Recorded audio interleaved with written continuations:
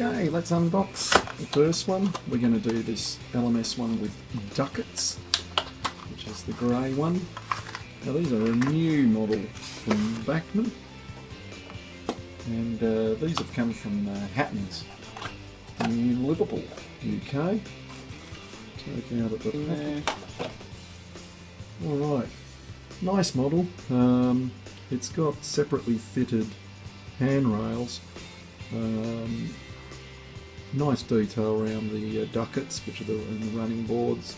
Glazed windows on the inside. And these ducats, not glazed. Looks pretty neat. Lamp brackets are moulded, not cast. And we've got our usual tension lock couplers there.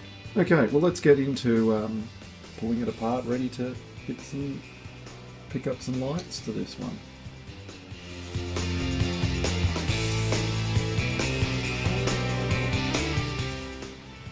Okay, so to pull off the wheels, I just grip it firmly and start twisting, and one of them will come off. Doesn't matter which one. See? And while I've got this off, what you can see is that there's an insulated bush between the axle and the actual wheel.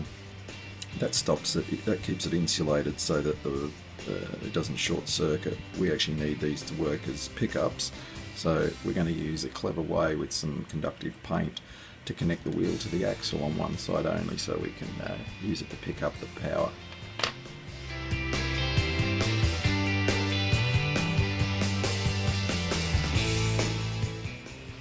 Okay, so we've attacked the blackening on here, and you can see that's nice and shiny now, which will be good for our pickup.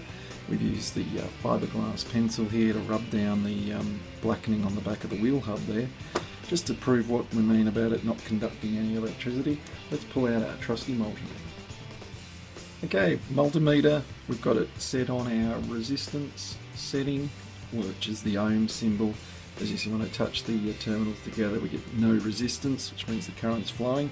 I expect to get the same, no change really to when I touch these because of the insulated bush, which means the probe now touching the wheel will have no impact when I touch the axle at all. And as you see, there's no current flowing due to that insulated bush. To get our wheels picking up current from the track, we need to change that. And what I'm using here is electric paint. Got this out of the UK, a company called Bear Conductive, and this is a non-toxic product. And basically, when it dries, it takes about 15 minutes to dry, and you basically use it to draw or paint on where you want a circuit to go. So it just comes in a tube like this, and then we just squeeze that out. So we'll put a bit of that on the back of that wheel to join the wheel to the axle. Okay, let's apply some of the conductive paint. So we'll squeeze a little bit out there. Let's spread it around the tip of that axle and onto the wheel itself, making sure we don't block up the holes. So, not going to see us, doesn't have to be super neat, just has to work. There we go. I think that will do the job. And we'll pop that aside 15 minutes and let that dry.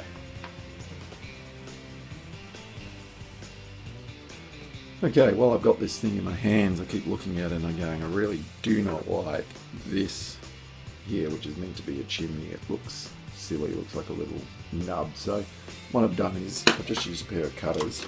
I'm going to snip that off like so. Leaves a little bit of a mark where that was. Get my scriber here, and I just sort of poke that sharp point right into the middle, and then, right into the middle there, and then I use that just to spin that around, and that makes a little dimple that then with my pin vise holding a drill bit in it of the right size, I can then drill that out. Okay, once I've drilled it out, I cut some brass rod to length, and you can see it on this one that I've already done. I forgot to film it before. So what I've done is I've cut a piece of brass tube there, and I think that's a 3/32. size tube, and I've just coloured it with a dark marker pen, drilled out the hole in the roof, and then I'm going to insert that inside to make a better looking chimney, and then I'm going to put some araldite epoxy resin inside to hold that in place. While I was at it, I got rid of the posts that were inside. I didn't like these vertical posts coming down that are used to screw to the bottom of here. I can glue this on after we've finished, and that way when you're looking through the windows, particularly seeing they're illuminated, we don't see these little columns there. Anyway, I'll crack on with it.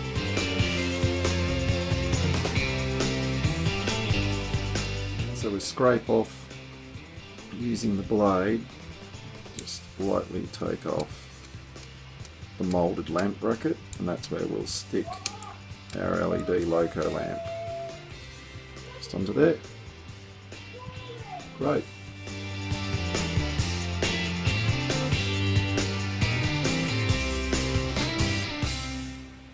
Okay, so I've just applied a little bit of adhesive, and we're just nudging our lamp into final position, and then we'll leave that alone. And that's our red lamp installed. Let's get on with the next ones. So if we plug our second longest lead in, which should be red, we should now see that LED there on the side light up, which is good news.